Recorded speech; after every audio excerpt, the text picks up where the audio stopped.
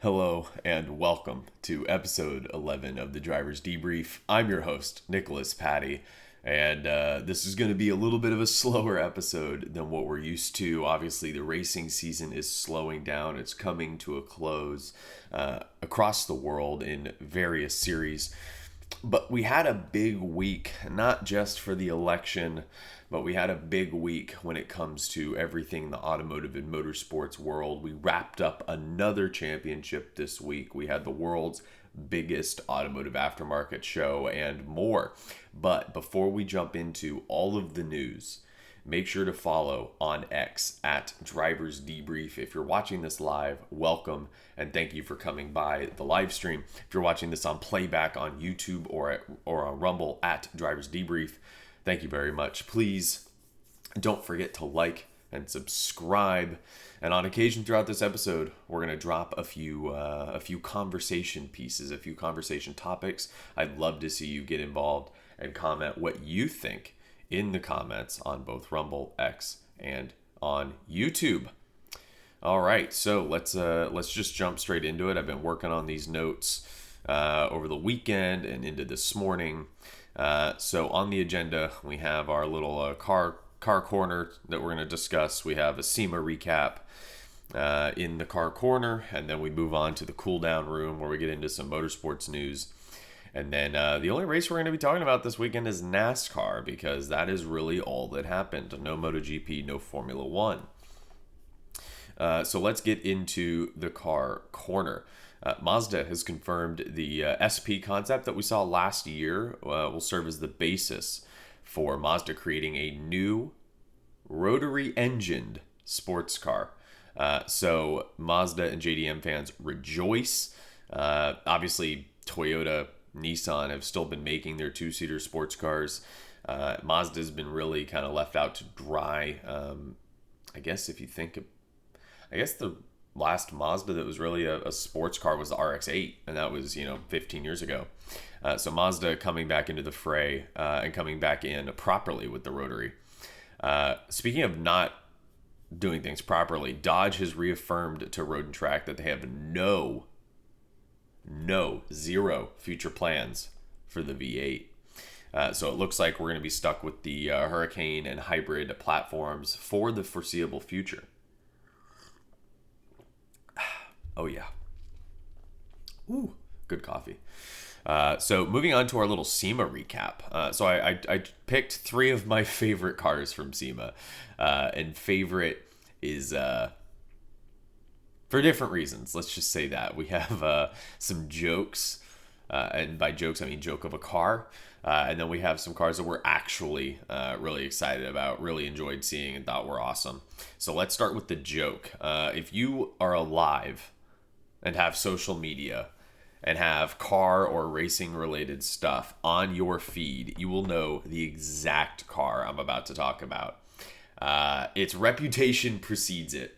It is the Lambo swapped Miata. And by Lambo swapped, I mean 90s Chevy Corvette LT4 swapped Miata. So this car took the internet by storm, because on day one and day two of SEMA, everybody was like, oh my God, look at this Mazda Miata. He threw a Lamborghini V12 in it. It's got twin turbos where the headlights should be, which on its own, if true, would have been potentially the coolest, maybe not the coolest, but like the most wild, impressive build there, in the sense that it's who would think to do that and who would also spend the money on that. Excuse me. But the weirdest part is that the owner, knowing it wasn't true, in all those, you have your social media influencers at SEMA have the little lapel Bluetooth mic, and they're like, so what's your build today? And they hold the mic, and this guy was like, this car is a Mazda Miata. It has the Lamborghini Huracan GT3 engine, the engine out of the GT3 race car. And he made sure to point out that it was the GT3 race car. And people were like, whoa, it's twin turboed. So that was day one and day two. And then Bozy Tatarevich, who you'll know as the Twitter expert for everything racing, but he's one of the pit crew members and mechanics on the Vassar Sullivan Lexus GT3 IMSA cars. He pointed out that he saw in a photo or a video on the engine block, you could tell, excuse me, that it wasn't a Lamborghini motor. In fact, it was a Chevy small block, and not just a Chevy small block like an LS, it's an LT. And not just an LT like the new LT platforms, it's old LT platforms. So he called it out, and as soon as that happened, then anybody that made a video on that Lambo swapped Miata who hadn't been informed of that got torn to pieces in the comments. Here's the most embarrassing part. So here's a few quick facts. It's a C4 Corvette LT4 motor. The intake wasn't even bolted on. So if you look, based off the engine architecture, if you look at the intake, it had these flanges where bolts were obviously supposed to go through to mount the intake onto the top of the Lamborghini motor. And those flanges were at, I don't know what the angle is, but let's call it a 30 or 40 degree angle, right? They were slanted. But the bolting points for the intake on the LT are completely flat. So you had flanges and intake, the intake bolt up point on the LT4 just completely, like, it didn't even look convincing if you didn't just see the Lamborghini in cursive on the top of the intake. Beyond that, you had Chinese eBay turbos that, by the way, the car didn't run either. So it's not like you had an LT4 with a fake intake that ran. The car didn't run. The turbos were cheap knockoff turbos. The wheels were knockoff wheels. And the fuel lines and fuel rails weren't even connected. So this car was like a parts bin of shitty parts thrown into a Miata. And then as soon as this guy got exposed on day 3 of SEMA, he got towed out. He called the organizers over. He left, got the car towed out. Done. Enough public humiliation. So that was fun. If you didn't see it, I don't know where you've been, but I'm sure you can find it on Instagram. It was hilarious to watch. Now, my actual favorite car from all of SEMA was something that was done well, done tastefully, done with pocketbooks that could afford it. It was the V12 76 Toyota Celica. By 76, I mean 1976. So it had the V12 from a Toyota Century limousine. It was in a beautiful car, dark green. Individual throttle bodies. I think it was Car and Driver said it looked like champagne glasses on the top of the motor, which it did. Had a beautiful wide body kit, which again, I'm not typically a fan of these bolt-on wide bodies, but this wasn't. It was sculpted into the fenders. It looked like what you'd see on 70s Trans Am cars with the rolled fenders. This thing was gorgeous. And, excuse me. If I knew how to edit videos well, I would have edited that out. But not only that, it had more than 700 horsepower and it was manual. So that car takes the cake. If you want to see that car, you should be able to find it. Car and Driver wrote a little bit about it, where I got some of that info. But it was also something that was all over Instagram, all over social media, because it was just a badass car. All right. Let's move on to arguably the smallest car that was there. The Mazda AutoZam M2 1015. So this was one of 25, and it was a pretty much stock car, but it had, from the factory, some ground effects, a little body kit. This guy added a carbon fiber exhaust, some new wheels, and it was really hot. It was in white, definitely worth looking up. I thought it was a gorgeous car. And that's coming from somebody that's not really a fan of the small JDM quirky cars, but big fan of it. So let's move on from SEMA to the cool down room. Like I said, this is going to be a shorter episode, so we're kind of blowing through here. We're going to have another rant when it comes to NASCAR because it seems to, it just seems to work that way. So let's move on into the cool down room. VCARB will start using the RB20 rear suspension and gearbox from next weekend and onward, which leads me to my first conversation prompt of this episode, which is, should Formula One allow teams to have two teams under the same ownership? Because to me, this is absolutely not fair if we're going to maintain the spirit of the fact that I'm doing word salad.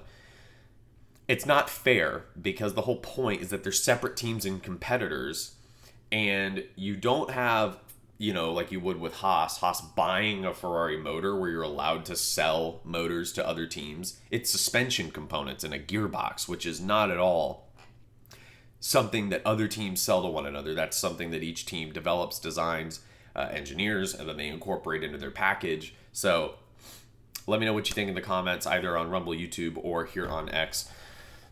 Audi is on the verge of selling shares already of the state-kicked Sauber Formula One team that'll then become Audi. Already they're looking to sell shares to Qatar. Franco Colapinto is close to finalizing a deal for 2025. Red Bull is expected to pass up, this is coming from motorsport.com, is expected to pass up Yuki Tsunoda for the 2025 Red Bull seat, which leads me to my second conversation point of the episode, which is why have an academy, a young driver program at Red Bull, if you don't use it? So you could argue, oh, well, that's how Liam Lawson came up through. It seems like it wasn't that long ago, but if you wanted to go drive for Red Bull, you had to go through Toro Rosso. You had to become the senior driver. You had to be there for a period of years, and then you could join. And I'm sure there's an exception to that. Red Bull's had a fairly short history. Obviously, Max Verstappen is an exception to that, with Carlos Sainz being his teammate.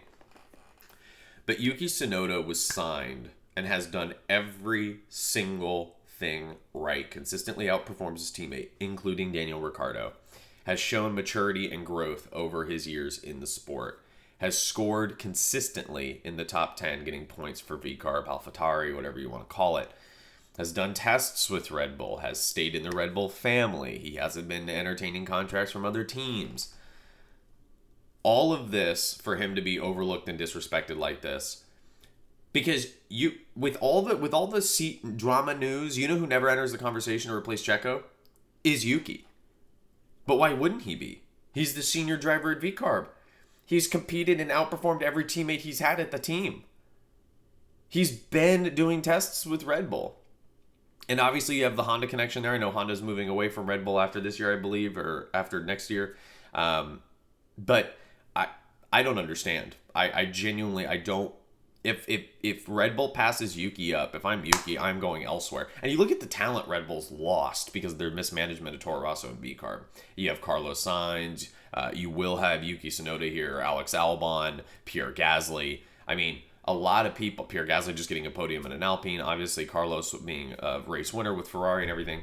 I mean, if Carlos was in that second Red Bull seat, Red Bull would be in a much better position than they are now. But yeah, I tend to agree with a lot of what Helmut Marko says, but I don't understand why they've mismanaged this so badly.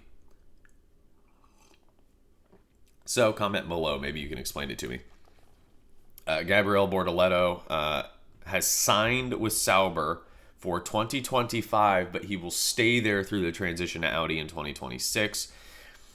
Moving on to sports cars, Stellar Motorsport announces that they intend to run in the European Le Mans Series and the GT World Challenge in the Z06 GT3R. And then I accidentally had MotoGP news in here out of order, but Michele Pirro is replacing Fabio Di Gianantonio for Barcelona, and obviously replacing Iannone because Iannone was there in Malaysia for VR46 Racing. Back to sports cars, sort of. Lola is interested in exploring the opportunity to, in addition to expanding their Formula E program, actually expanding their program to re-enter the sports car realm. For those of you that don't know, that's really where Lola got their start, with sports cars and open wheel. So it'd be cool to see them return to that original winning formula. Sebastian Vettel is heavily rumored and linked to be driving the third hypercar entry for Porsche Penske Motorsport at Le Mans. Remember, because Porsche got the WEC Championship, the IMSA Championship, they get a third entry into Le Mans in addition to their two existing entries. Dan Ticktum in Formula E finishes their testing that they had at Barcelona at the top of the tables, beating out the reigning champion from Porsche, Pascal Wehrlein. In some esports and V8 Supercars news, V8 Supercars Gen 3 cars are being added to iRacing. And then we have some NASCAR news. NASCAR leadership doubled down last week on the playoff formats, and let me tell you, that did not age well. 2311 and Front Row Motorsports have had their preliminary injunction request denied in U.S. courts. being cited as not having brought the burden or met the burden of proof. And then on a much sadder note, but an absolute legend of American racing, but also stock car racing, Bobby Allison has passed away over the weekend. I believe he was 83 or 84 years old. NASCAR Hall of Fame member. Obviously won all the races that you could want to win in NASCAR, and an icon. I mean, listen, he drove in the golden age of stock car racing against the best that NASCAR had to offer: Dale Earnhardt, Richard Petty. Thoughts and prayers with his family. Kyle Petty left a really touching tribute on Instagram and Twitter, so feel free to go read that.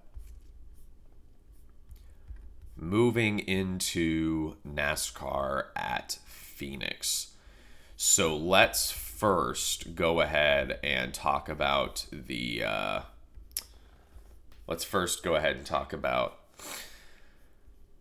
results. So because again we're a little short, I'll go through all the results. In last place, Austin Cindric, 35th, Kraus 34th. That's not right. Hold up.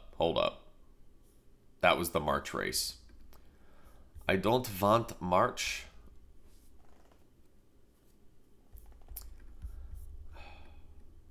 I'm literally selecting the on motorsport.com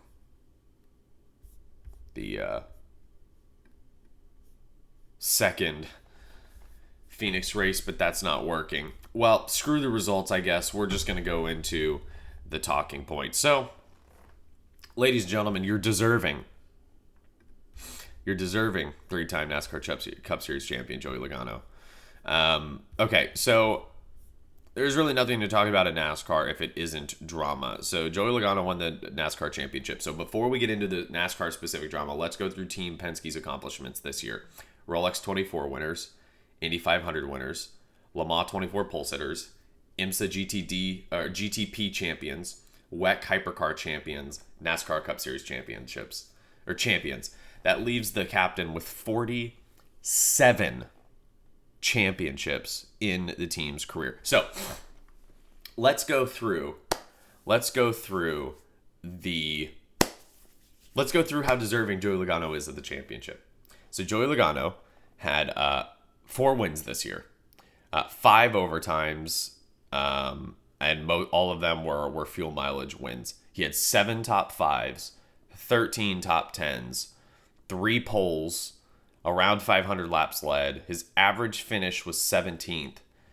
And in the full season points, which is closest to what any other championship would look like if you just ran over a season and whoever had the most points wins, he finished 14th. So let's compare that to Kyle Larson. Kyle Larson had 6 wins, so more wins than Logano. Logano had 7 top 5s. Larson had 15 top 5s. Logano had 13 top 10s. Larson had 18 top 10s. Logano had 3 poles. Larson had 5 poles. Larson led 3 times as many laps as Logano. His average finish was 13th rather than 17th. And if you looked at the regular season point standing, Kyle Larson was first. Yeah. Okay, cool.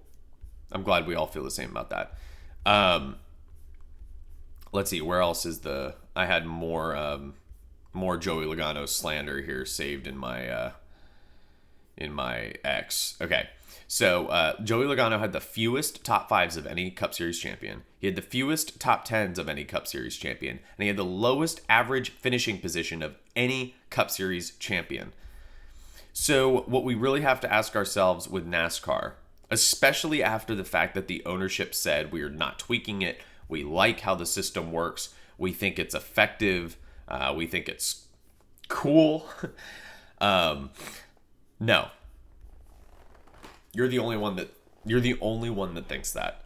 I said this on X, so feel free to follow at Drivers Debrief. You get all this minute-to-minute stuff by the minute each day. It's reposted, retweeted. We comment and engage with other motorsports commentators. Joey Logano is a deserving champion in the sense that he has the caliber and discipline to win NASCAR championships, just not this year. He didn't win. He didn't deserve to win it this year. But Logano is obviously a champion driver. He's won 2 championships already, obviously less controversially. And remember, Logano was eliminated from the playoffs if it wasn't for Alex Bowman getting DQ'd from the Roval, which bumped Logano in being the top driver below the cut. So for those of y'all that are new to the podcast, this is our 11th episode. Welcome. Hi. But in episode 10, I did a lengthy rant on the NASCAR playoff standings, the playoff series, how it all works. But that's just me. But if you look across social media everywhere, every single NASCAR fan, influencer, personality, anybody that's not Joey Logano or Roger Penske agrees, or NASCAR leadership agrees that the playoff format should be gotten rid of. Not tweaked, not adjusted, gotten rid of. Now, Elliott Sawyer's defense was, well, other sports have a system where teams that don't deserve to win can win. Okay, let's look at the NFL, for example. Sure, I guess you have to make it to the playoffs, so you're already kind of deserving. But you can't just kind of do mediocre through the playoffs in football and still win the Super Bowl. You have to win those games, right? So you actually have to win the playoff games in order to get to the Super Bowl. That the comparable system for NASCAR would be you have to be on the podium in every playoff race. Essentially, you have to be at the sharp end of the field every playoff race, or if you finish below 5th, you automatically disqualified.